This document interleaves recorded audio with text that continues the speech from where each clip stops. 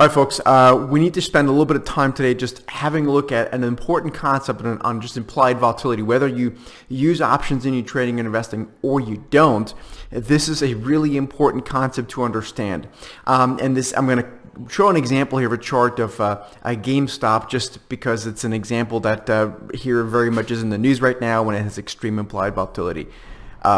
So I want to just quickly show you how important it is to pay attention to something called implied volatility, which is a big part of options pricing. So let's have a quick look at this chart. And this is GameStop, the stock, and you can see at the top this bit here is the price chart. Massive rally. Stock went from like whatever, $20 to almost $500.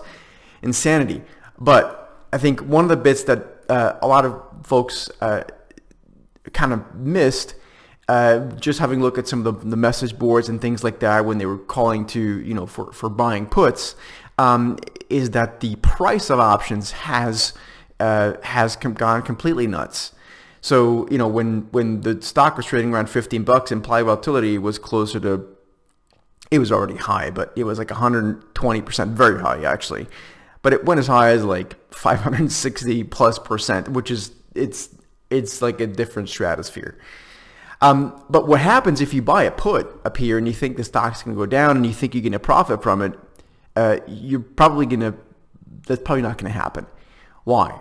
Because it is quite likely that even though the stock could drop very quickly, the level of implied volatility could potentially, arguably, drop even more.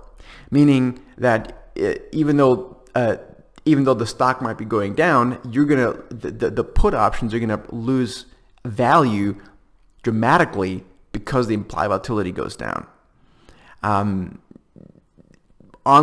sort of a similar example would have been on the upside. You could have bought, let's say, call options. In this case, the implied volatility went higher all the time throughout the rally. But there's a lot of examples where you'll find where a stock goes higher, but implied volatility actually stops going higher, and then you end up buying very expensive calls.